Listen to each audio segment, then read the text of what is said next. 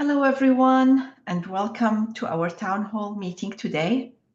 We thought of doing something different to hear some stories, just to look at people beyond their eyeglasses, their magnifiers, their blurry vision. There's a human being behind all of us. And I just thought it would be nice to hear some human stories from our community. And we have three great speakers today. I will start with Frank Linton, and I will only say one sentence about Frank, which I didn't know and I discovered today. Frank is a retired artificial intelligence engineer, and he is also the co-author of the book. Okay, let me find the name of the book. Okay, Hive Tour. And he is a beekeeper for the last 20 years. I will not say more about Frank, and I will let him talk about himself. Frank, the mic is yours. Thank you. I have to keep my finger on the space bar to keep talking, so I hope I don't forget. Okay. I'll let you know if you're muted. Which you are now, Frank. You're muted.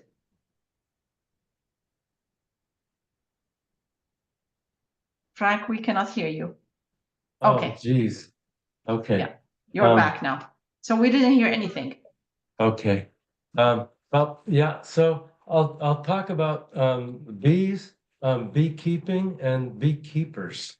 And Tara, if you shut me off at 10 or 12 minutes, that would be good, because I can go on for days here. So, but I work with honeybees, and I want to distinguish between wasps and hornets and solitary bees and honeybees. So when people say bees, they often mean anything that can sting, but I'm talking about honeybees, not the wasps and the hornets and the yellow jackets, which are predators and eat other bugs.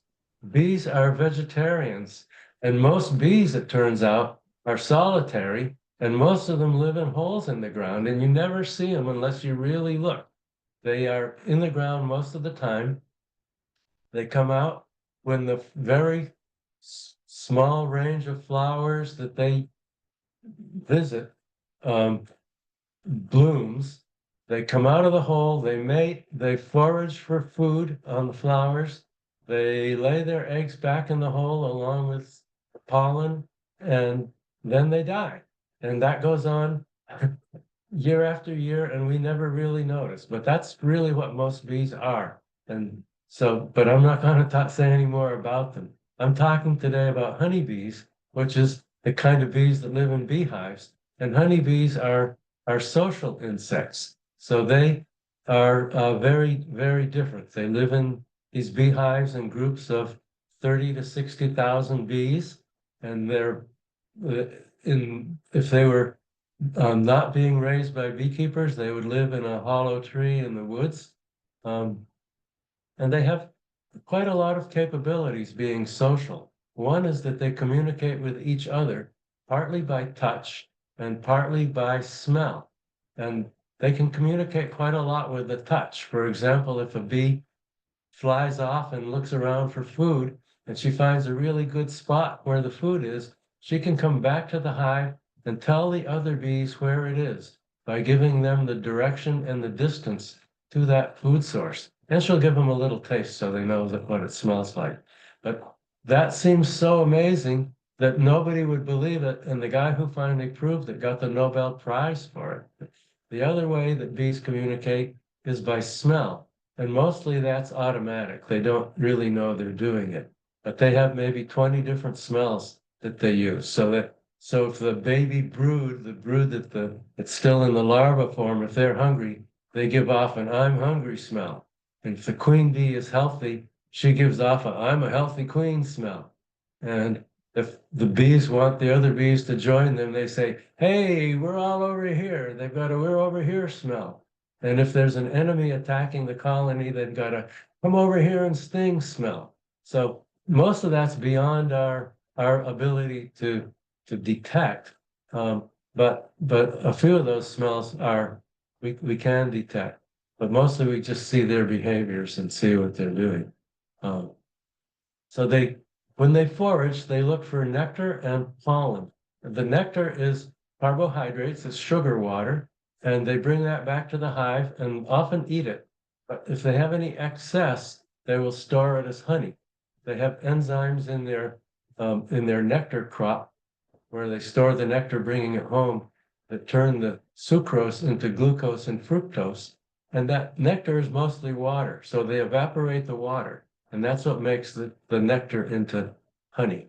And the pollen is different. The pollen contains the fats and the proteins and the vitamins and the minerals that they need for raising more bees. So you could say bees do three things. They forage for food, they raise more bees, and they make it through the winter when there aren't any flowers out there.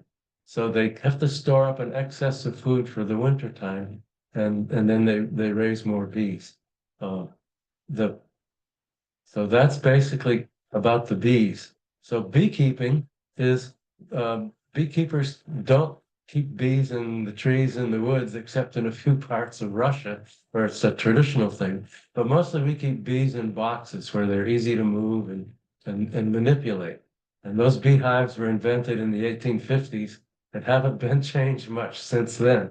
But beekeeping consists of two major activities, which is lifting those heavy boxes to get to the brood, which is in the bottom box, and then inspecting the brood to make sure that there are more bees, that we're raising bees, the queen is healthy, that the brood is there, that there's enough bees, that there aren't any diseases, that they've got enough space for storing honey and not too much space.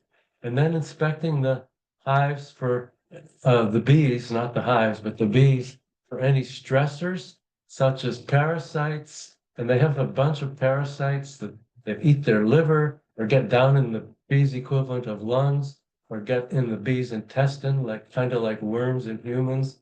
And then they get viruses and bacterial diseases. So we have to watch for all of those and treat them if we can. Or if we can't treat them, then we replace the colony with with a new one. And in fact, I've got 4 queen bees sitting in my on my kitchen counter that I'm going to take over to my bees and start some new hives this afternoon. Um, the other thing beekeepers do besides keeping the bees healthy is harvest the honey, which only takes a day or so. But we take out the excess honey, the stuff they won't need to make it through the winter, and take it to put it in a giant thing like a salad spinner. We take these frames of honeycomb and cut the beeswax off the top of it because the honey's all sealed in, and spin it around in this giant salad spinner we call an extractor. And the honey just flies out and we run it through a strainer and into the bottles. And that's all there is to it. The stuff is just great. Um, so that's bees and beekeeping. Beekeepers, almost anybody can be a beekeeper. All you need is good eyes and a strong back. But people of all ages do it. My beekeeping mentor has a 4-H club with kids 11 years old, and there's people 80 or 90 who have helpers to help them lift the boxes, and everything in between. My helpers do the seeing part for me. But all the rest, all the planning, all the arranging, all the hive construction, I can do almost everything except the actual looking at the bees. Um, beekeeping's pretty popular. In Montgomery County, we have 600 beekeepers in our club and another 600 on the mailing list. DC has beekeeping club. Northern Virginia has a beekeeping club. There are thousands of them around the country. And then there are state and regional and worldwide organizations. People keep bees all over the world. Last fall, I went to Estonia for a European bee conference. And hopefully this fall, I'll be going to Denmark for a worldwide beekeeping conference. So it's a common thing. One of the groups I contribute to is an organization that helps African women keep honeybees as a financial activity. So that's a little bit about it. I enjoy it, and it occupies most of my retired time. Frank, how did you manage all that with your vision? And do you sell the products? I don't sell it. I give it away. I split it between me and my two helpers. One of them sells it. One of them also gives it away to friends and relatives, and gifts and stuff like that. Uh, and my eyesight was good up until, I don't know, somewhere between 5 and 10 years ago. So I could do everything up until then. And then when I moved to this area, to Montgomery County, I I couldn't keep bees in the apartment where I live. So I put them in neighbors' backyards, and those neighbors got very interested and started working with me, and they basically learned how to do it, and we now do it together. So, but I still speak actively. I've got 3 different websites, and I would say 4 different topics that I lecture to beekeepers on, plus a general overview of beekeeping when I give talks to the public. Wow.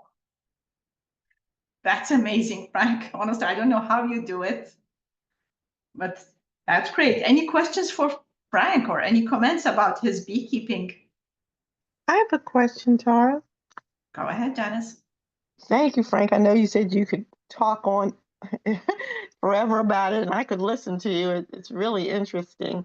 You said that bees have different, I believe you said, senses of smell. They say, I'm hungry, or I'm over here, or there's danger.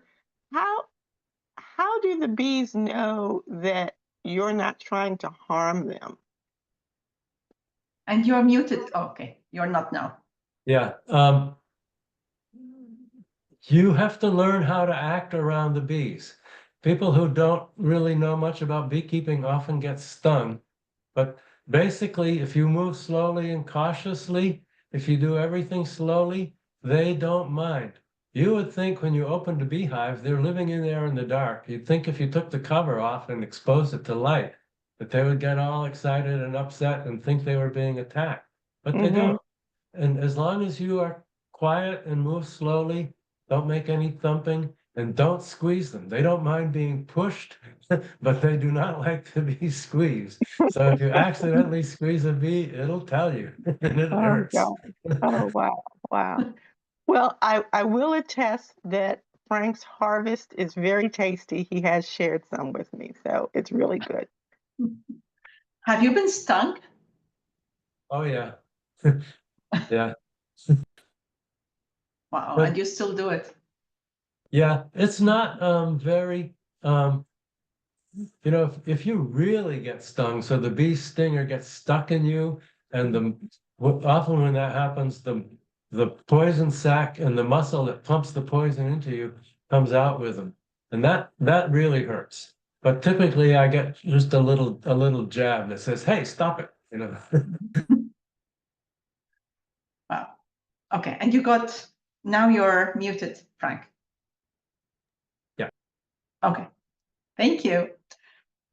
Thank you, Frank. Always interesting to hear about your beekeeping. Janice, I don't have your bio, so if you could introduce yourself to those who don't know you and tell us your story. Hi, I'm Janice Samuel, and I'm a retired federal civil servant. I was a financial manager for 30 years in multiple federal agencies, all the way from the Smithsonian to missile defense. So finance people can do anything, anywhere. But I'm here today to talk about I have 10 tips for low vision caregivers. So I've been a caregiver for my parents as they transitioned in their life, and my sister, and my husband, which so most recently.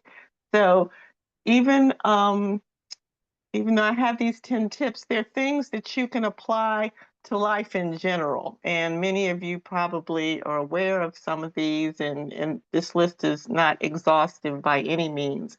But number one is to plan and organize. So, if you know that you're going to be a caregiver, you know, plan in advance the supplies that you'll need and organize them, have them in a place where you can easily access them. Uh, Lots of times I might use a tray to put things on so that they're contained and they don't roll away. You might have like tubes or prescription bottles, and so it's nice that they're contained in a certain place and you know where to access them. Number two is utilize non-visual devices as to the greatest extent possible, like talking thermometers, um, they're talking blood pressure cuffs, talking prescription pill bottle readers, and sometimes you can use things to identify different pill bottles, because all pill bottles a lot of times are the same size and shape. So you have two different things and you want to make certain you don't mix them up.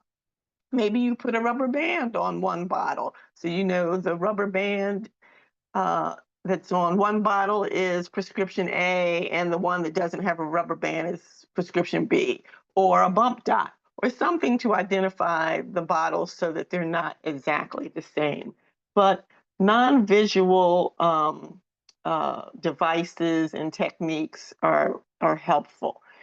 And number three I have is utilize paratransit and ride share programs. So many times when you're a caregiver, you might have to take your patient to the doctor or to physical therapy, or you might have to do the grocery shopping for that individual. So if you're familiar with your paratransit benefits and how to utilize them, or how to use Lyft or Uber, that's very helpful so that things in the household can keep moving.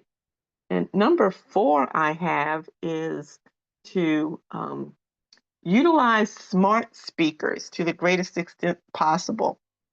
So I use smart speakers to set alarms to take medicine.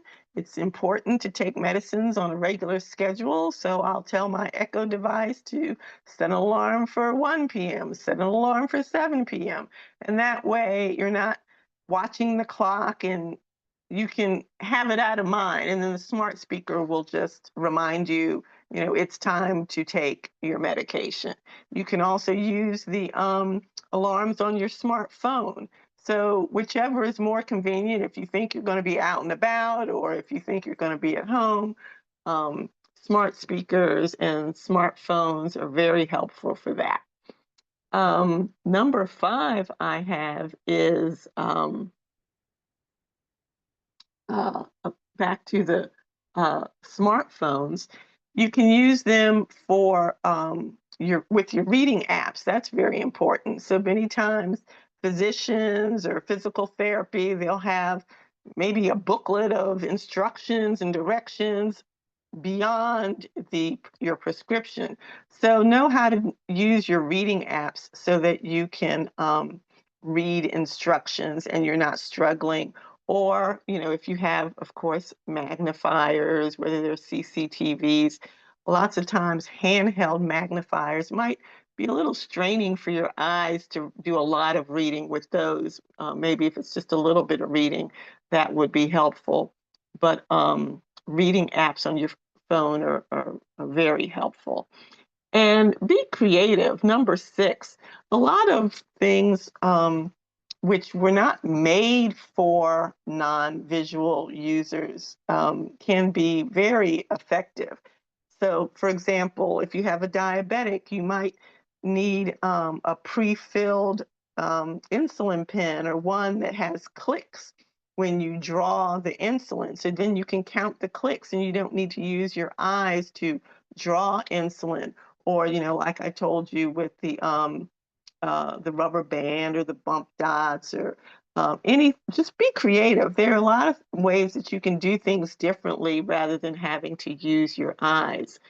And what am I up to? Number 7, I would say is uh,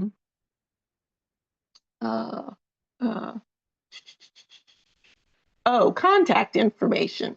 So know how to easily access contact information, whether it's in your phone or whether you've used a thick marker to write it on a pen and paper. But lots of times you might have to contact a physician quickly, and you want to make certain your contact information is someplace that is easy for you to access. Because a lot of times it might take us a moment or two to focus with our eyes on things. So just know how to get to it and have it in a format that you can read. And know what number 8 I have here is know what works best for you. So, for example, yesterday I was talking about some travel uh, information, and someone said, "Oh, download the airline app," and I was like, "No, I'm not going to do that because more than likely it's not friendly to low vision individuals. So know what works for you, and um, so that'll help you be confident in taking care of your patient." And number 9, I would say, is take your time so that you're not flustered. Similar to how Frank was saying how he works with his bees, he's, methodical and, don't be hurried. So if you're methodical and move with purpose, you'll be more calm in executing your task for your patient. And you want your patient to be comfortable to know that you're capable of taking care of them. So that you're not flustered and you give yourself time, just move methodically. And number 10, I would say give yourself grace.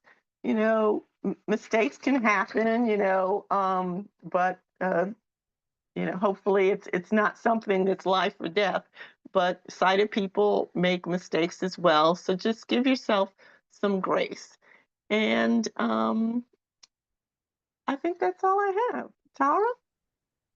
Janice, how do you deal with the stress of caring for someone and the fear of making a mistake? I know you mentioned grace, but I mean, just the fear and the stress, how do you deal with that? Well, you first of all, you really have to be confident in your tools. So, and everyone's different. Some people, are more excitable than others, and so just try to keep your head about you, just like you would in any emergency. Whether it's counting to 10 or 5, but you just have to try to be calm, and because being flustered doesn't help the patient and it doesn't help you. And you have to know when you need to ask for help. It's okay to ask for help. Everybody needs help sometimes, whether you have low vision or you're fully sighted. So just be calm. Just if you have to call 911, you have to be able to calmly tell the person, what the issue is, and because if you're excited, it doesn't help anybody. Okay. We have 2 questions. One first, Sandra, and then Sandy. I think it's Sandra.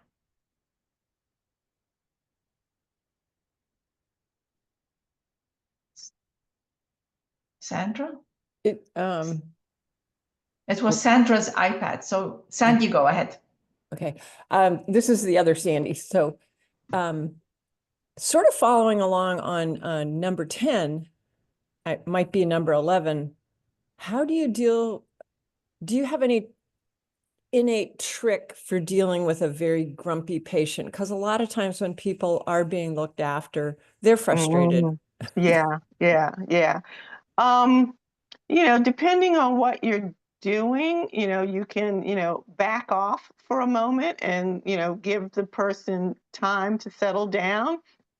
I know one instance when my sister was in the hospital, and I would stay with her because a lot of times, certain illnesses, sometimes it could be an aged, older person, or even a debilitating disease that confuses people. When they're in the hospital, they don't know what's going on. So many times I would stay with her in the hospital. And one time a phlebotomist, the hospital works 24 hours. The hospital's no place for rest. And the phlebotomist came in at 3 a.m. to draw blood, and she wakes up my sister, and my sister's agitated, and she's like, I want the doctor to take the blood. And the phlebotomist is like, you're crazy, lady, the doctor doesn't do this. So she was agitated. The phlebotomist wanted to get her job done and get out of there. So I just asked her, can you go see another patient and come back and let me get her calm. So sometimes it's how you approach people, and it's just like Frank said, it's how you come at them.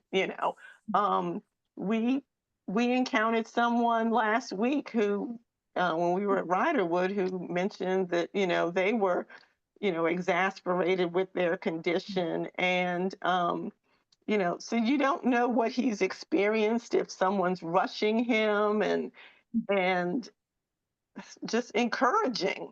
So a lot of times your attitude might rub off on people, and I wouldn't say come at them like you're Mary Sunshine, because that can be exasperating for someone who's not healthy. But to be empathetic and take your time with them.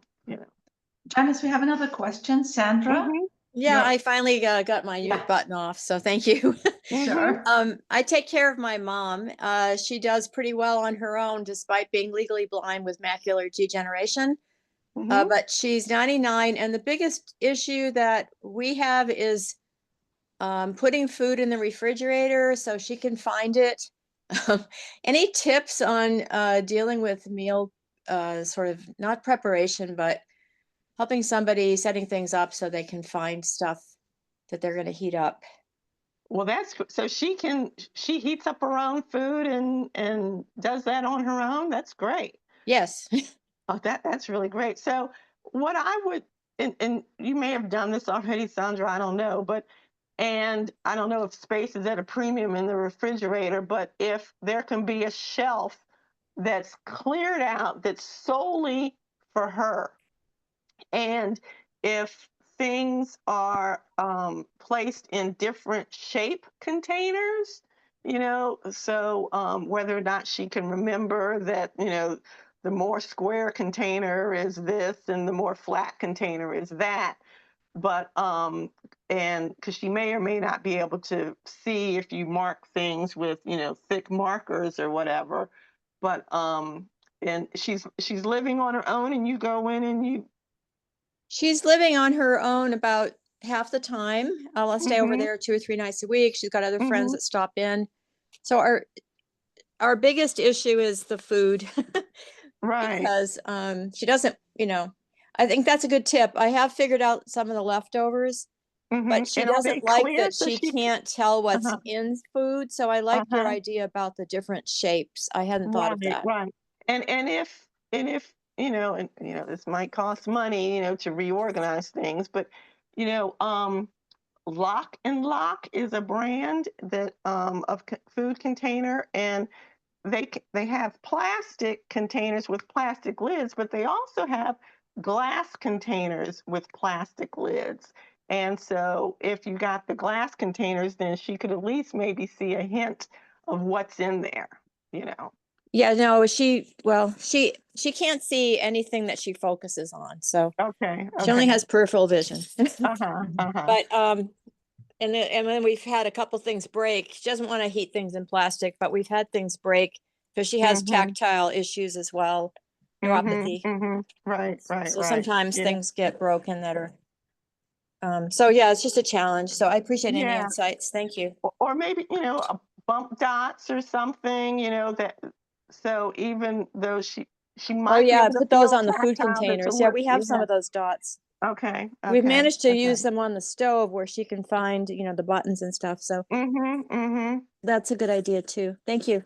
But yeah, sounds like your mom's really doing great. Well, she's pretty Actually, amazing. yeah, Yeah, she's she really is. she's still doing her own laundry and making the bed and getting around the Wow. house and even making bread sometimes from scratch. Wow, Wow. wow, that's fantastic. That's fantastic. And she survived 2 hip surgeries, 2 colon surgeries, stage 4 colon cancer, a back Oh surgery, my gosh. Oh. Oh my gosh. all in the last Wow. 5 years. God bless her. Wow. God bless her. Another thing I mentioned, and this is caregiving, so it's not always pretty, but sometimes your patient might need a bedside commode, and when you're low vision, you don't want to be dealing with, transporting, waste to the, urine to the commode and cleaning that. It's like I don't want to do that whether I have vision or not.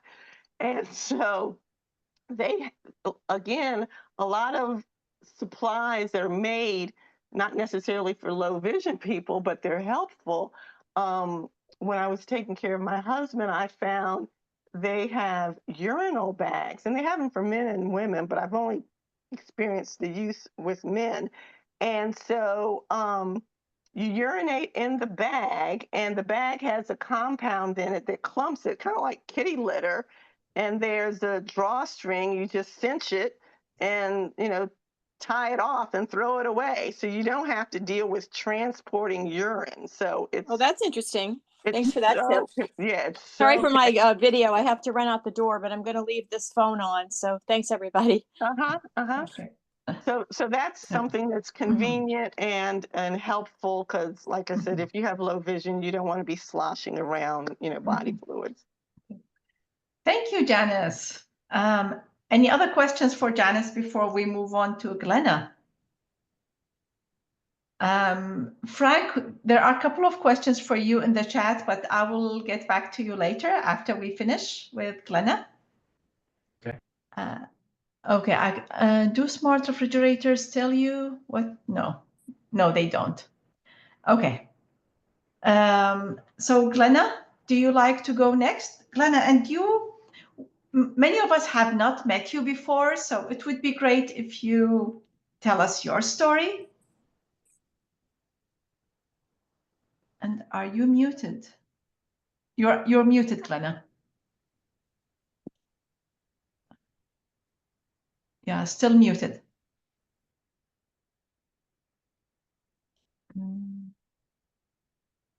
I don't know if you can unmute yourself. You don't know how? What are you using? The Mac? Anybody knows what to press to unmute? Oh, yeah. Okay, you're good now. So can you hear me? Yes. So my name's Glenna Johnson. I've been working as an interior designer since I was 15 years old. I've been working for my Uncle Roderick, who was a very famous architect, Afro-American in Detroit, Michigan. He was one of the few architects that worked with Frank Lloyd Wright. And he was one of the architects that when the Wright homes needed repair, they would call him. So I've been kind of tagging along with him since I was 15. I thought what he did was pretty cool. His 3 children did not, of course. And so one day he asked me to go with him to pick out some fabric and some textiles. And I didn't know what those words were, but I got to hang out with my Uncle Roderick, so that was cool. So we went to this place called the Design Center. We had one here in DC, the Washington Design Center. They have one in Detroit, Texas, pretty much all over the country in the early 70s, 80s, and 90s, early 2000s. And so he told me, he introduced me to the different shops. So if you don't know, it's one building that houses maybe 30 or 40 different industries. So all the carpeting is on one floor. Maybe carpeting and wallpaper are on one floor. All the furniture is on one floor. All the appliances are on one floor. All the bathroom fixtures are on one floor. So it's kind of a one shop stop for people in the trade, which at that point were interior designers and architects only. You needed a pass and you needed to prove that you were in the industry. So he introduced me to stuff. He told me what he was looking for. The staff was really helpful. I still was visually impaired, but I didn't know that word either. And I went and selected the things, and we went to a conference room where we laid them all out. He told me what he liked, didn't like, and why, which was important. So then I went back and we selected some items, and we came back and we put them in packages, because that's when we didn't have any computers, no digital. So you had to put everything on great big poster boards for your client. And you had to write everything by hand because we didn't have press type. And you had to make these boards really attractive. So that was also part of my big job. And then we would go and make a presentation a couple of days later to a client. Well, the strange thing happened when we got back to his house, which was a huge mansion. It had 22 rooms, 8 fireplaces, 3 kitchens. It was just a mammoth house. And I think I liked it because it was just so interesting. I mean, the fireplaces were so big, we could play in them in the summer, like little houses. He gave me money. He gave me $150. And I was 15 years old. It could have been 150 million for all I knew. And I was just so excited. And I thought, what is this that you get paid to go shopping? And he's like, yeah, it's a job. I was like, what kind of job is this? And he said, it's interior design. And he said, you can get a degree in it. And he said, you're really artistic. And that set me on my pattern to become an interior designer. I think the one thing I would say, I learned a lot of new vocabulary, like fabric, carpeting, upholstery, just words I had never been exposed to. My uncle was very good as a teacher. He ended up being the dean of the architecture department at University of Michigan, which I also thought was really cool. And he did that for like 25 years. I'm looking at my notes. So after that, I started my own company. Years later, in my early 19, I guess I was 19, I started my own company. And I remember making a presentation to Coleman A. Young, who was the mayor of Detroit, a longstanding mayor like Mayor Barry was to here. He's the only mayor I ever knew in my adult life that was the mayor of the city of Detroit. So he was a longstanding mayor. And so I made the presentation, and I remember wearing a St. John knit suit and these Ferragamo shoes. I was 19. I thought, this is such an old lady outfit. Oh my God, this is terrible. But that's what women of that era did, and that's what we wore. So that's what I wore. And so I made the presentation, and they applauded, and they said, oh, good, nice, very nice young lady. So where's your boss? I'm like, what do you mean, where's my boss? I'm my boss. No. Where's the man that is in charge of you? Because you're not the boss, you're a woman. I was going to my head, huh? So I got kind of frazzled. I said, okay, well, he'll be here tomorrow and we'll finalize the project then. So I called my uncle. We did not have cell phones, stat phones, portable phones, nothing. So I had to go to an office phone and call my uncle. And I told him what happened. He said, no problem. And so I came up with, there was a show called Remington Steele.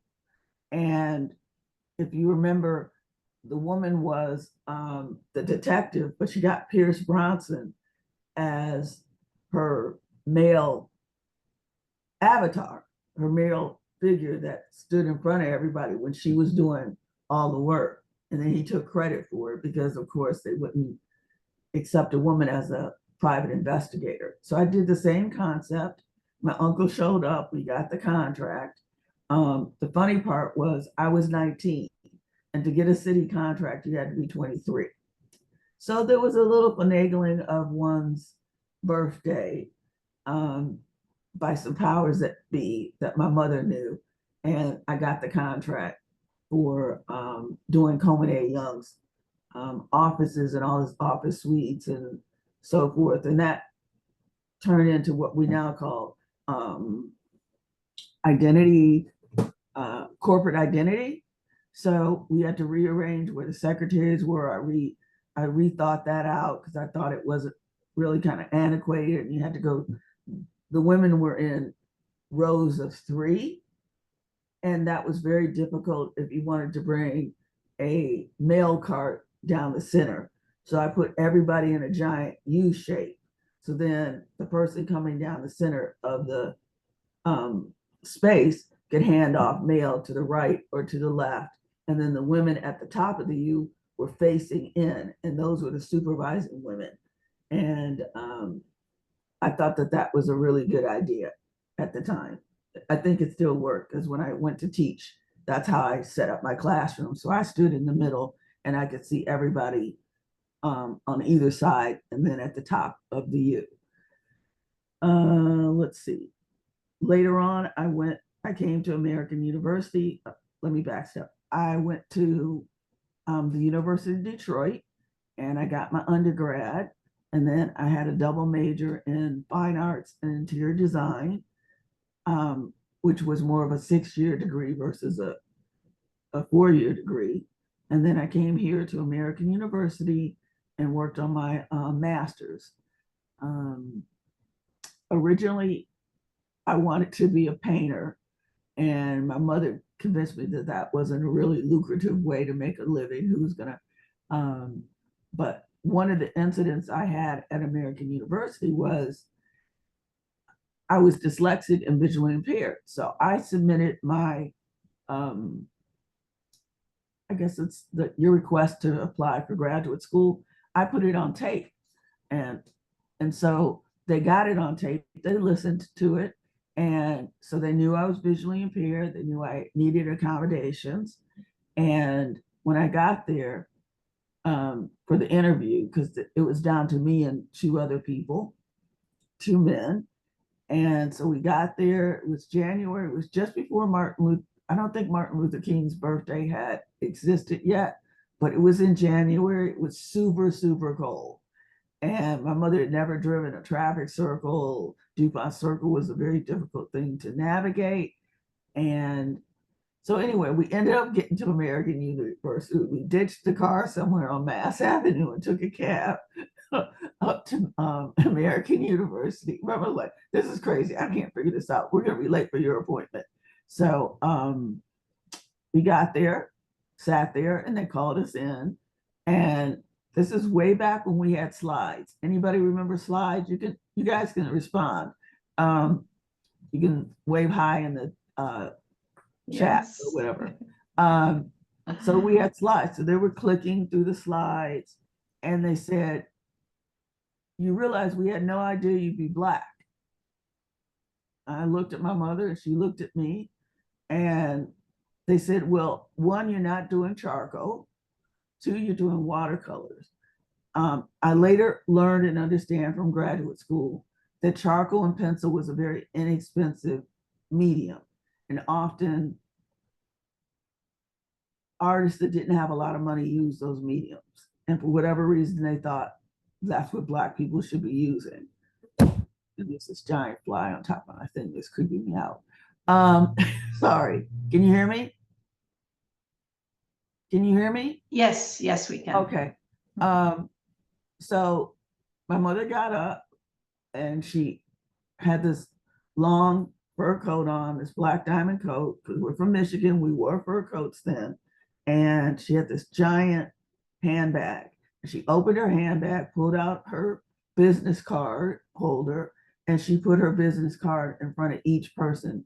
And there were 8 people on the panel. And then she stepped back and she crossed her hands and said, "That's not going to be a problem now, is it?" She was the director of the Michigan Department of Civil Rights. So 88, her degree and her area of expertise was in ADA accommodations.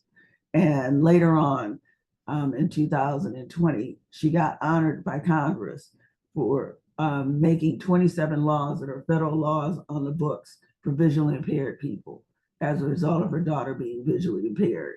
And 2 or 3 of them are large print menus. Spans of glass past 3 feet have to have some demarcation on them, which we all love, because I ran through a plate glass window as a child because I couldn't tell that it was open or closed. And I guess there've been quite a few, but I was very honored and very proud that she was able to do that for me. It made my life a lot easier. We were always negotiating and pressing the law and making sure it would be accommodating for even me or people behind me. So I'm very proud of that. And let's see, later on in my career, I worked for Universal Studios, which is Euro Disney, all of Disney. The last thing I did was Harry Potter, but I almost done all of the Hard Rock cafes in the United States. Some are in Fort Lauderdale, some are in the Caribbean, but almost the Hard Rock here in DC I did. Almost all of them. I wish I had pictures to show you, but all of the Hard Rocks are designed to either look like a guitar, a LP, a record, either a 45 or a 33, a large album, from different design points of view. So that was an ongoing thing. One of the things that was the most difficult is that we didn't have the internet. We didn't have eBay. We didn't have ways to collect all the artifacts. So you get on the phone, we'd fly everywhere. The company I worked for was called Beaglebird Koch Group 1 and Group 2.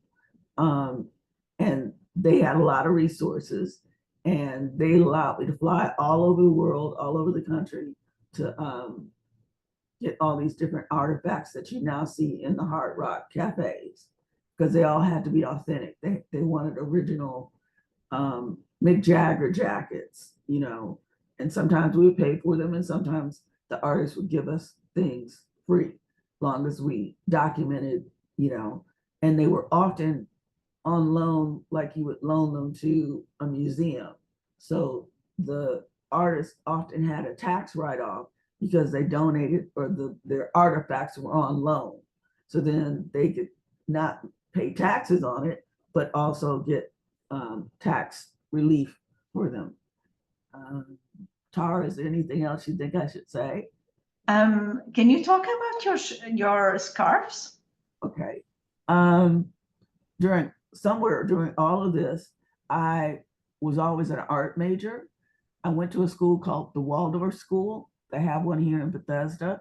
And one of the skills they teach you is watercolors.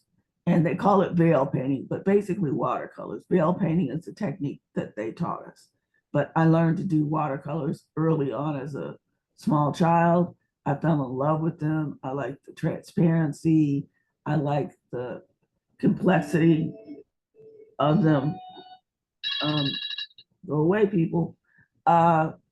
Complexity. So all my life I've been painting watercolors. And I came here to go to graduate school, and I was a fine art major doing watercolor. And I took an adjunct class at UDC for textiles because AU didn't have a textile class. So I took a textile class because that's what I was interested in. So long story short, we had to modify a piece of fabric without sewing it. And that seems kind of easy now, but almost 30 years ago, people were like, modify a piece of fabric? What? Because people only sewed fabric or embroidered fabric, and you couldn't do that. So I was 2 days out from this final project, and I happened to go to, what was the name of that art supply store up in Bethesda? It was an art supply store up in Bethesda, and the guy said, what's the matter? I said, I have to alter a piece of fabric without sewing and I have no idea what to do. He said, oh, we got this new kit in. Do you want to try it? He said, it's painting on silk. And the whole kit came together and it had a little frame that you pin the silk to, and it had instructions, and that's what I did. And I got an A, and my career in painting silk scarves, that was the beginning of it.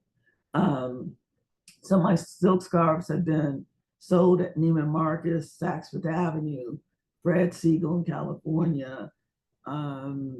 Let's see, Bishop Tutu has one. Nelson Mandela has I guess like a shawl, a long scarf.